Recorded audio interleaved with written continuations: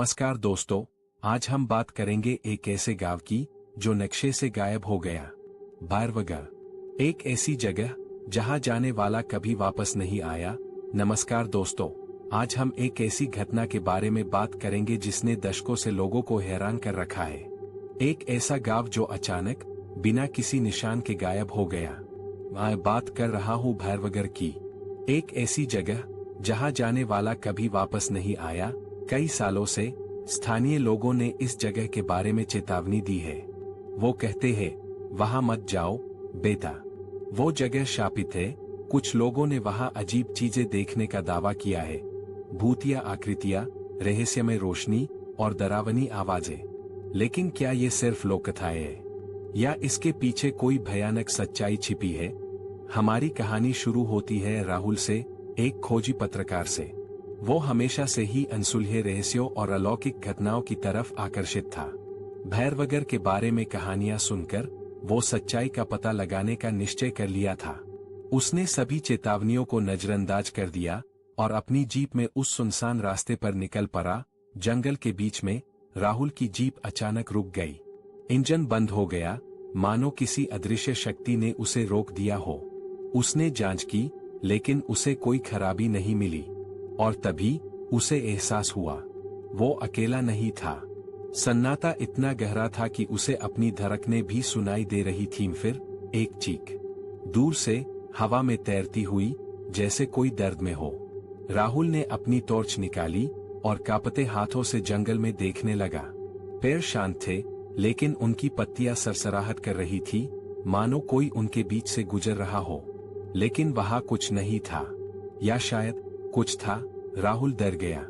उसने वापस जाने का फैसला किया, लेकिन तभी उसे एहसास हुआ, उसकी जीप उसे जाने नहीं दे रही थी।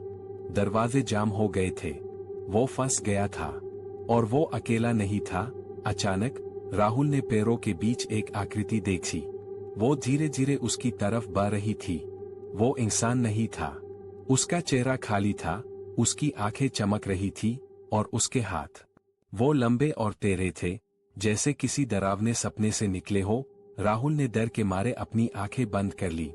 उसे लगा वो मरने वाला है। लेकिन जब उसने दोबारा देखा तो वो आकृति गायब हो चुकी थी। लेकिन वो अकेला नहीं था, वो कभी अकेला नहीं था। राहुल ने किसी तरह जीप चालू की और जितनी तेजी से हो सका वहां से भाग गया। उसने पीछे मुड़कर देखा और उसकी आंखें फटी रह गईं। पहाड़ी की चोटी पर उसे भैरवगढ़ गांव दिखाई दिया, जो लाल रोशनी से नहाया हुआ था, जैसे कोई डरावना सपना। गांव के घर अजीब तरह से मुड़े हुए थे, जैसे किसी ने उन्हें तोड़ दिया हो। लाल रोशनी धुंध में तैर रही थी, जिससे गांव और भी डरावना लग रहा था। राहुल को लग रहा था कि गांव उसे बुला रहा है, उसे अपनी ओर खींच रहा है। तभी जीप फिर से रुक गई। इस बार इंजन से धुआं निकलने लगा। राहुल ने देखा और उसकी दुनिया बदल गई। गांव के घर धीरे धीरे जमीन में समा रहे थे, जैसे कोई उन्हें निगल रहा हो। चीखे और रोने की आवाजें हवा में तैर रही थी। कुछ ही क्षणों में पूरा गांव गायब हो गया। उसकी जगह एक गहरा गड्ढा था, जिसमें से वो भयानक लाल रोशनी निकल रही थी। राहुल ने अपनी आंखों के सामने एक भयानक दृश्य देखा था। वो जानता था उसकी जिंदगी अब पहले जैसी नहीं रहेगी। राहुल शहर वापस आया, लेकिन वो बदल चुका था। वो रात उसे हमेशा डराती रहेगी। उसने अपनी कहानी लिखी, लेकिन किसी ने उस पर विश्वास नहीं किया। लोग उसे पागल कहने लगे, एक डरावनी कहानी सुनाने वाला पत्रकार। वो अकेला होता चला गया, उसका डर और भी गहरा होता गया। लेकिन राहुल हार मानने वाला नहीं था। वो वापस गया, उस गड्ढे में उतरा।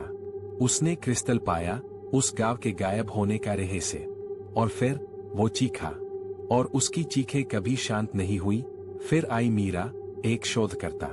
उसने राहुल के लेखों के बारे में सुना था और वो सच्चाई जानना चाहती थी। उसने मंदिर में प्रवेश किया, प्राचीन प्रतीकों और दस्तावेजों की खोज की। और उसे पता चला, ये सिर्फ एक गांव नहीं था, बल्कि एक पोर्टल था, एक रास्ता दूसरी दुनिया के लिए। मीरा ने पोर्टल बंद किया, लेकिन अपनी आत्मा का एक हिस्सा खो दिया। वो बच गई, लेकिन वो अब पहले जैसी नहीं रही। और भैरवगढ़ का रहस्य, वो आज भी बना हुआ है। क्या वो गाँव हर पूर्णिमा की रात लौटता है? क्या वो क्रिस्टल अभी भी वहां है, किसी और को बुला रहा है? आज भी भैरवगर के बारे में कहानियां सुनाई देती है। लोग उस जगह से दूर रहते हैं, लेकिन कुछ लोग मानते हैं वो गांव अभी भी वहां है, किसी और के आने का इंतजार कर रहा है। क्या आप सच्चाई जानना चाहेंगे? क्या आप भैरवगर जाने की हिम्मत करेंगे? भैरवगर के बारे में आपकी क्या राय है? कमेंट में बताइए। इस वीडियो को लाइक और शेयर करें और हमारे चैनल को सब्सक्राइब करना न भूलें।